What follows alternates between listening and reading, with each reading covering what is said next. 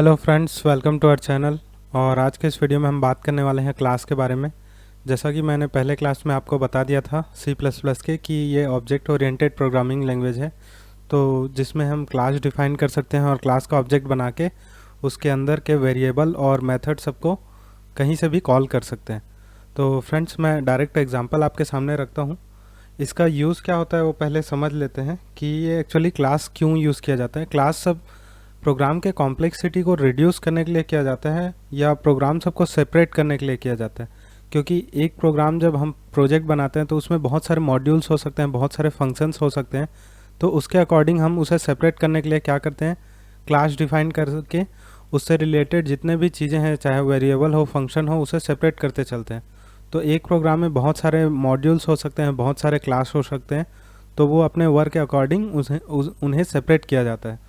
तो फ्रेंड्स, मैं आपके सामने सीधा एग्जांपल रखता हूँ, आपको ज़्यादा क्लियर हो जाएगा। तो क्लास डिफाइन कैसे करते हैं वो देख लेते हैं। क्लास हम कहीं भी डिफाइन कर सकते हैं, मेन फंक्शन या मेन फंक्शन के पहले या बाद कहीं भी कर सकते हैं। तो डिफाइन करने का तरीका ऐसा हो जाता है, क्लास लिख लेते हैं, उसके बाद कोई भी क्लास का नेम हम दे सकते हैं, वो अपने ऊपर रहेगा। तो यहाँ पर मैं माई क्लास कर देता हूँ। तो माई क्लास हो गया और उसके बाद ये रहता है कर्ली ब्रेसेस के अंदर। ठीक है, जो भी इसके अंदर जितने भी चीज़ें आने वाली है कर्ली ब्रेसेस से सेपरेट रहेगा। और हम ध्यान देंगे कि नीचे सेमीकोलन हमें लगाना जरूरी है एंड में क्लास के। और उसके बाद ये कैसे डिफाइन होता है वो देख लेते हैं। मैं सिंपल एक सिनेरियो आपके सामने रखता चला जाता हूँ, स्टेप बाय स्टेप फॉलो कीजिएगा, कोई स्टेप मिस मत कीजिएगा। तो यहाँ पर मैं डायरेक्टली एक फंक्शन दे के देखता हूँ। तो फंक्शन हम कैसे देते थे, कोई भी रिटर्न टाइप रहता था वाइड, और यहाँ पर मैंने सिंपल एक फन करके फंक्शन बना लिया और उसके अंदर मैं एक सिंपल सा टास्क करा देता हूँ कि हेलो क्लास करके मैं प्रिंट करा देता हूँ। तो इसमें होगा क्या, आप देख लीजिए। ये इस तरीके से हेलो हेलो क्लास करके मैंने यहाँ पर प्रिंट करा दिया। अब नीचे उसे कैसे कॉल करते हैं, कैसे उसका ऑब्जेक्ट क्रिएट करते हैं वो देख लेते हैं। तो ऑब्जेक्ट क्रिएट करने के लिए यहाँ पर मैं क्लास का नाम ले लेता हूँ, माई क्लास। ठीक है, ये हमारा क्लास नेम था। उसके बाद यहाँ पर जो भी मैं दूंगा वो उसके वही ऑब्जेक्ट रहेगा हमारा। जैसे माई CLS कर दिया तो ये मेरा ऑब्जेक्ट नेम है। ठीक है, यहाँ से ऑब्जेक्ट क्रिएट हो गया। ऑब्जेक्ट क्या है, माई CLS, यही मेरा ऑब्जेक्ट है। अब मेरे को अगर उसके अंदर का फंक्शन कॉल करना है यहाँ पास, तो कैसे कॉल करते हैं देख लेते हैं। तो माई CLS मतलब ये हमारा ऑब्जेक्ट था, डॉट उसके अंदर का जो भी फंक्शन है, तो फंक्शन नेम क्या था, फन, है ना, ये था। अब देखिए यहाँ पर एक चीज़ आपने गौर किया होगा कि नीचे रेड आ रहा है, फन के आगे यहाँ पर रेड आ रहा है ना। तो वो क्यों आ रहा है मैं आपको बताऊंगा, पहले ये रन कर लेते हैं। ये रन नहीं करने वाला, इसमें एरर आएगा। तो क्यों आएगा वो पहले देख लेते हैं, एरर क्या आ रहा है, उसके बाद मैं बता रहा हूँ कि क्यों आएगा। देखिए यहाँ पास आ गया वाइड, मतलब जो भी है वो क्या बोलना चाह रहा है, प्राइवेट एरिया में है इसलिए वो नहीं कॉल किया जा सकता बोल रहा है। क्लास के अंदर जो हमने फंक्शन डिफाइन किया है बाय डिफ़ॉल्ट वो किस में चला जाता है, प्राइवेट कैटेगरी में चला जाता है। तो प्राइवेट कैटेगरी का एक सिनेरियो ये होता है कि उसके अंदर जितने भी फंक्शन वेरिएबल होते हैं उसे सिर्फ क्लास, उसी क्लास के अंदर से कॉल किया जा सकता है, बाहर से नहीं किया जा सकता। तो इसे कॉल करने के लिए हम कैसे करेंगे, तो इसके लिए हम सिंपल ये कर लेते हैं कि इसे हम लोग पब्लिक क्लास में डाल देते हैं, मतलब पब्लिक कैटेगरी में डाल देते हैं। तो पब्लिक कैसे करते हैं इसे, ये सिंपल सा इस तरीके से पब्लिक करके हमने डिफाइन कर दिया। और ये जो चीज़ है ये सिंपल, अब जो इसके अंदर है वो क्या हो गया, पब्लिक हो गया। अब बिल्ड करके देखते हैं तो आप देख सकते हैं कि ये रन हो गया और हेलो क्लास, मतलब ये रन कर गया। मतलब क्लास के अंदर दो कैटेगरी हो सकता है, कौन कौन सा, पब्लिक एंड प्राइवेट। और आप समझ गए होंगे अगर बाय डिफ़ॉल्ट अगर मैं पब्लिक नहीं करता हूँ तो प्राइवेट हो जाता है। अब अगर प्राइवेट हमें डिफाइन करना रहता है तो हम लोग क्या करते हैं, प्राइवेट, है ना। ये इस तरीके से इसके अंदर जितना चीज़ें रहेगा वो क्या हो जाएगा, हमारा प्राइवेट हो जाएगा, जो कि सिर्फ कहाँ से कॉल होगा, क्लास के अंदर से। तो मैं एक एग्जांपल आपके सामने रख के देखता हूँ। यहाँ पास इंट और PVT कर देता हूँ, PVT है ना, PVT मतलब प्राइवेट। और उसके बाद इसे मैं यहीं क्लोज़ कर देता हूँ। सिमिलर चीज़ यहाँ पास करता हूँ मैं, इंट करके यहाँ पास क्या पब्लिक पब कर देता हूँ, इसका मतलब पब्लिक होने वाला है। अब कोशिश करते हैं यहाँ पास से जो हमने ऑब्जेक्ट क्रिएट किया है, यहाँ से दोनों वेरिएबल को वन बाय वन एक्सेस करने की कोशिश करते हैं। तो क्या हो जाएगा हमारा, कैसे एक्सेस करते हैं हम वेरिएबल को, हमने ऑब्जेक्ट क्रिएट किया है उसे लेते हैं, उसके बाद क्या हो जाता है डॉट, और वहाँ पास कौन सा वेरिएबल नेम है, देखिए यहाँ पास मेरे को ऑलरेडी प्रेडिक्शन में दिखा दिया है कौन कौन सा वेरिएबल है। तो यहाँ पास पब भी दिखा रहा है, पीवीटी भी दिखा रहा है। तो पब को देखिए आप, ग्रीन में आ रहा है और पीवीटी रेड में आ रहा है। इसका मतलब क्या है, पब हम यूज़ कर सकते हैं लेकिन पीवीटी रेड है, मतलब उसमें एक्सेस परमिशन डिनाई करने वाला है। फिर भी एक बार करके देख लेते हैं। तो पीवीटी और यहाँ पास मैं कर देता हूँ, कोई वैल्यू असाइन करने की कोशिश करता हूँ 60।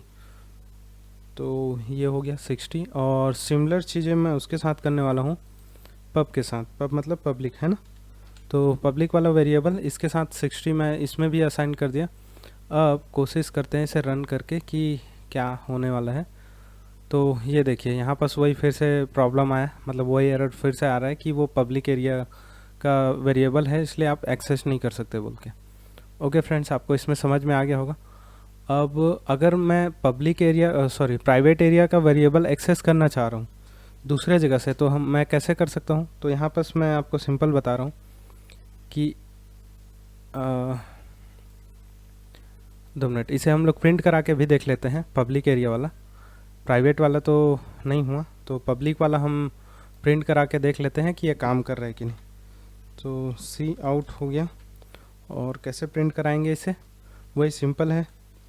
हमारा ऑब्जेक्ट नेम हम लेते हैं, क्या था CLS, और उसके बाद हमारा वेरिएबल नेम क्या था पब।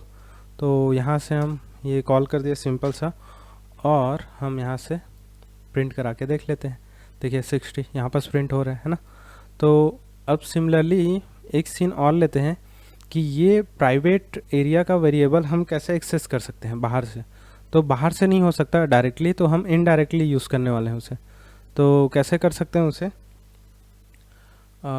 यहाँ पर से मैं आपको बता दे रहा हूँ कि एक फंक्शन यहाँ बना देते हैं, और 2 फंक्शन हम बना लेते हैं। इसे मार्क्स कर देते हैं, मार्क्स मतलब नंबर, किसी स्टूडेंट का नंबर है समझ के चलते हैं। और ये हो गया इस तरीके से, और इसे बोल देते हैं हम सेट मार्क्स, है ना। सेट मार्क्स करके एक फंक्शन हो गया। और फंक्शन में जैसा कि हमने देखा था कि पैरामीटर हम ले सकते हैं, तो यहाँ पास मैं एक इंटीजर वैल्यू ले रहा हूँ। ए करके मैं वेरिएबल डिफाइन कर दिया, जो पैरामीटर हम पास करेंगे उसे। और यहाँ पास वो क्या करेगा, जो भी वैल्यू हमारे पास आएगा उसे मार्क्स में वो क्या कर देगा,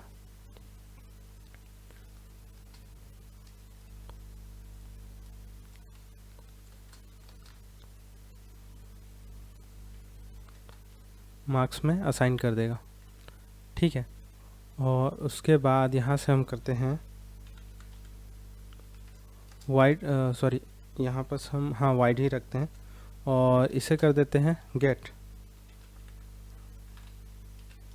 गेट मार्क्स कर दिए, है ना।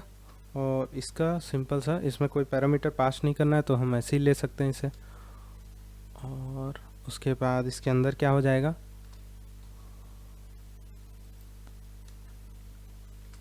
इसके अंदर हम सिंपल सा प्रिंट करा सकते हैं ना वो वैल्यू को, तो सी आउट हो जाएगा। और कैसे प्रिंट कराते हैं, जो भी मार्क्स रहेगा उसे मार्क्स करके यहाँ से प्रिंट करा दिए, ठीक है। तो ये यहाँ से होने के बाद आप ये वाला क्या करेंगे, ये वाला तो यूज़ नहीं होने वाला, तो इसे हटा देते हैं। और ये फंक्शन इसके जगह क्या हो जाएगा,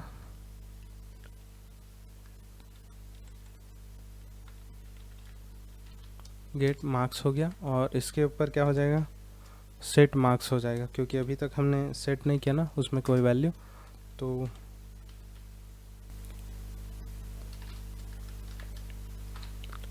मार्क्स, और इसके अंदर पैरामीटर हमारा क्या हो जाएगा, जो भी हम मार्क्स वैल्यू देने वाले हैं, है ना। तो यहाँ बस क्या कर देता हूँ, मैं कोई वैल्यू पास करा दे रहा हूँ। तो सपोज़ करते हैं 100 करा दिया मैंने, और यहाँ से वैल्यू को हटा के यहाँ पर हम क्या करने वाले थे, असाइन करने वाले थे ए। जो वैल्यू हम पास करने वाले हैं वही असाइन हो जाएगा ना। तो ए हो गया यहाँ पास, ठीक है, ये यहाँ पास हो गया। अब इसे बिल्ड करके देखते हैं। यहाँ पास देखिए सेट मार्क्स में मैं क्या वेरिएबल पास कर रहा हूँ, मार्क्स को वो इसमें असाइन कर देगा मार्क्स में। उसके बाद गेट मार्क्स में मैं क्या कर रहा हूँ, उसी को प्रिंट कराने की कोशिश कर रहा हूँ। तो बिल्ड करके देखते हैं। देखिए यहाँ पास हमारे पास एरर आया है क्योंकि मैं सेमी कॉलन लगाना भूल गया हूँ। तो बिल्ड कर देते हैं। तो ये देखिए आपके सामने ये काम कर गया। तो होप सो आपको ये समझ आ गया है कि कैसे प्राइवेट और पब्लिक यूज़ कर सकते हैं। मतलब प्राइवेट एरिया के जो भी वेरिएबल या फिर जो भी फंक्शन रहेंगे उसे हम डायरेक्टली कॉल नहीं कर सकते। उसे हमें कॉल करने के लिए क्या करना पड़ेगा, पब्लिक के थ्रू उसे कॉल करना पड़ेगा। तो ये आपको समझ में आ गया होगा कि पब्लिक और प्राइवेट एरिया को कैसे यूज़ करना है। और नेक्स्ट वीडियो में हम इसके आगे के फंक्शन के बारे में जानेंगे। होप सो फ्रेंड ये वीडियो आपको अच्छा लगा होगा। तो थैंक यू।